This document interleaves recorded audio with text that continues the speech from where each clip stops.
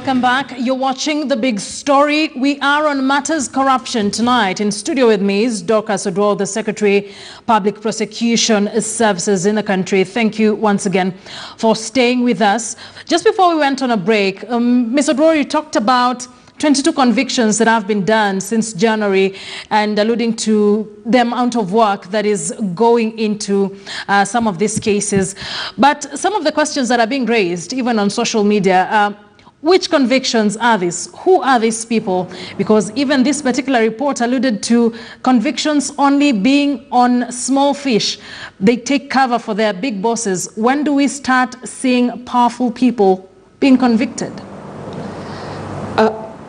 This thing of small fish and big fish, I think we have agreed that corruption is corruption, petty corruption, grand corruption, the effect is the same. Recently, we have seen convictions of very senior people in society. We have seen corruption of PSS. We have seen conviction of PSS. We have seen corruption of senior government officials. We have seen, not corruption, but conviction. And we have also seen assets being recovered. We have seen people wanting to plea bargain in order to pay back what they got out of corruption. And I'm not able to say exactly there are people who've been convicted, but I know that we have senior people in government, senior people in county governments. I know we have senior politicians, and we have a lot of money that has been recovered compared to the previous time.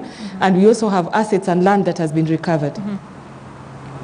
Earlier on in the phone conversation with Joy Mdivo, she alluded to, yes, there seems to be something happening, even with the amount of resource that went into the criminal justice system in the country.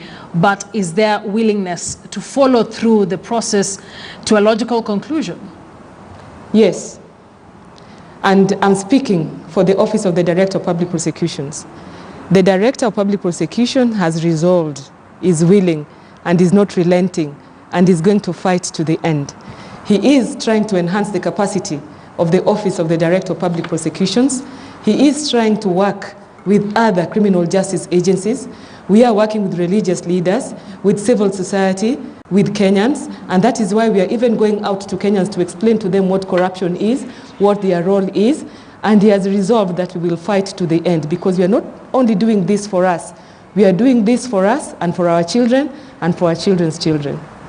Initially, the judiciary was being viewed as the weakest link in the criminal justice system in the country. There's a lot of blame game going on with the various agencies that are within the confines of the criminal justice system.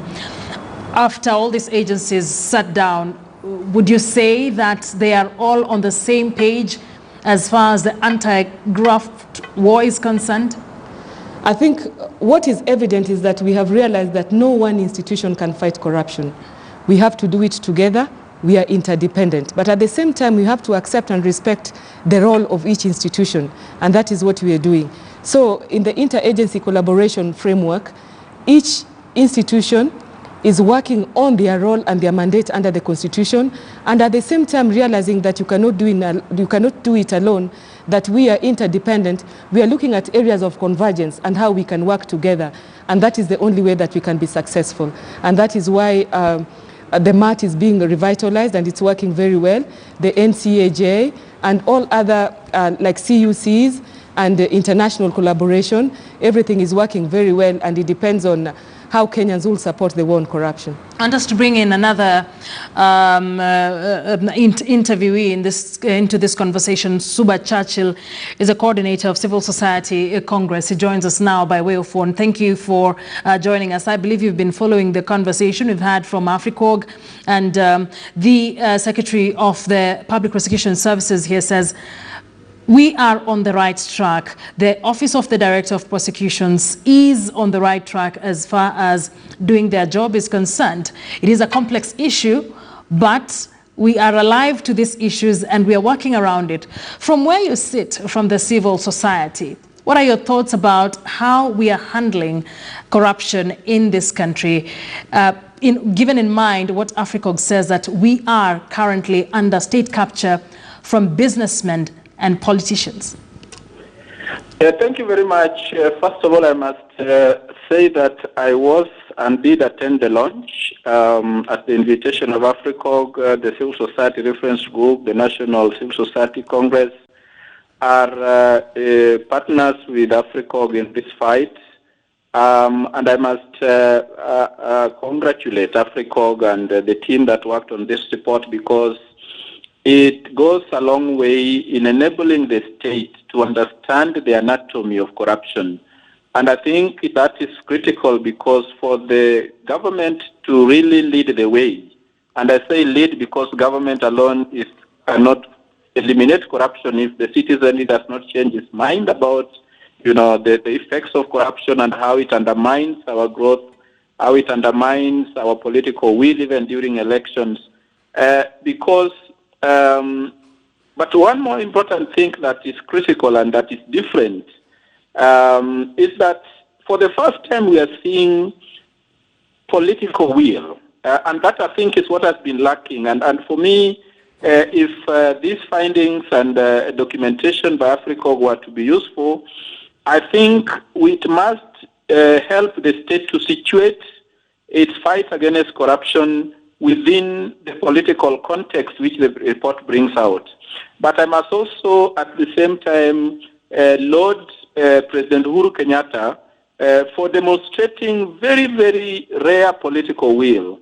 Because if political will is defined as the determination to do and say things that are geared towards achieving certain results, then I think of all the presidents that we have had, from the senior Moi, from, the senior Kenyatta, to Moi, to Kibaki, I think there is none of them other than Uhuru Kenyatta that seems to have developed a certain imagination, a vision of how things can be different that has informed the kind of political will that is showing today. And I think the study by AFRICOG will be very useful for the state, including, the Directorate of Criminal Investigation, the Office of the Director of Public Prosecution, the Ethics and Anti-Corruption Commission, that if they really share in the imagination that the president seems to have, then they must read this report to inform them on how they need to be tactical, understand that corruption is so systemic that until and unless they are able to dismantle and scuttle these people that are being blamed rightfully in the report for the state capture, then the desired results may not be achieved. All right, thank you very much for your thoughts there. Talking about political goodwill in the war against graft there, Suba Churchill, who is from the Civil Society Congress, and talking about politics and politicians involved. This particular report as well, Madam Adwar, alluded to the war against graft being weaponized, and it is carefully curated as we head towards 2022 against other people. In the previous months, we've seen some politicians say they do not have faith in this particular institution. We've even seen the Deputy President himself speak against this particular institution. And with these little bits of information and concerns from the political class and what this particular report says on weaponization of this particular campaign against some people and curating it as we head towards 2022 for very, very particular interests. I mean, what are your thoughts about politicians and how they have handled this war against graft so far, bearing in mind most, if not all, or some of them are also part of the people you are chasing? Well, first and foremost, I'm grateful for that acknowledgement that there is political will to fight corruption. And as an agency that is mandated to fight corruption, I can assure you that we are getting the support that we need. We are getting the resources. We have an atmosphere. Nobody's interfering with us. And those people who are complaining that the war on corruption is being weaponized, I can assure you that we go where the evidence is leading us. And that is why if you go to an institution where corruption has been detected, investigated, and we are called upon to prosecute, we don't discriminate. We take everybody who is culpable. But as long as Kenyans will still politicize and ethnicize corruption, we will not be very successful. Corruption is corruption, and corruption is theft. And once somebody has stolen, they are stealing for their own benefit. When you bring in politics, when you bring in ethnicity, when you bring in religion, it really doesn't make sense, because it is an individual. A criminal case or a criminal culpability is individual culpability. There is no tribe, there is no party, there is no politics. It is you as an individual, and that is why you go to court. And of late, we have seen corruption even in professional bodies that are supposed to be epitome of integrity and hope in people. They are corrupt, and they cannot deal with their own people. So one of the things that we ought to ask ourselves is that, what about internal mechanisms to deal with corruption within professional bodies, within institutions? How far are we revamping those tools within institutions? For example, one of the challenges that the DPP faces is, if, for example, now you go to a county and you start investigating, you go to one accounts department or the procurement department, it is one tribe. So you have no alternative but to carry everybody. And it turns out that everybody in that department is from the same tribe. Now, when you take them to court, they say that you are targeting a tribe. Who else could you go for? And this points to how, even at the county level, the way people are employed and people are put in departments. That is how, if the evidence leads you to the accounts department, you do not know who is in the accounts department. You end up carrying everybody from one tribe. And then they talk about ethnicization of the war on corruption. But it is not true. It is what is on the ground and what is thriving on the ground that is fueling corruption. I can assure you that from the Office of the Director of Public Prosecution's lenses, we only look at where the evidence is and where culpability is. As we head towards the end of the show, the Auditor General, who was also part of that particular launch of that report, spoke to the corruption in this country being a little bit too complex because it is now being budgeted for. He cannot trace the money because people make budgets, both in the national government and county governments, bearing in mind that there's a portion for them to steal from that particular budget. So are you engaging with other state agencies and other stakeholders to just have a conversation on not doing something after the deed has already been done, but some mitigation measures to stop it? As we wind up in a few seconds. Yes, yes, yes. And that is the reason why we are calling upon institutions to have internal mechanisms. And there must be a way that we can monitor the implementation of utilization of resources. Of late, there's been prudence. And in fact, we are collecting more money than we were collecting before. But when the people who've been given the authority or the people who've been given the mandate to manage these resources, when they themselves circumvent and manipulate the processes, it is upon those people who are witnessing to come up. And that is why we are saying whistleblowing legislation, protection of witnesses is very important so that people can report corruption.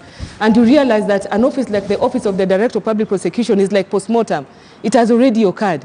It is the responsibility of somebody else to monitor and evaluate the utilization of funds and the provision of services. So we have to work together with all government agencies, civil society, religious leaders, and the citizens to monitor the processes so that they are not corrupt. All right. Thank you very much. It's a conversation that would go on and on, but we appreciate your presence here. Dorcas Odwor, Secretary, Public Prosecution Service. Gladwell Otieno spoke to Sophia Onuna, Executive Director of AFRICOG. We also spoke to Joy Mdivo, as well as Churchill Suba from the civil society. Thank you for joining us here tonight. This is the big story. Let's keep the conversation going. It does not end here. My name is Akisa Wandera. Good evening.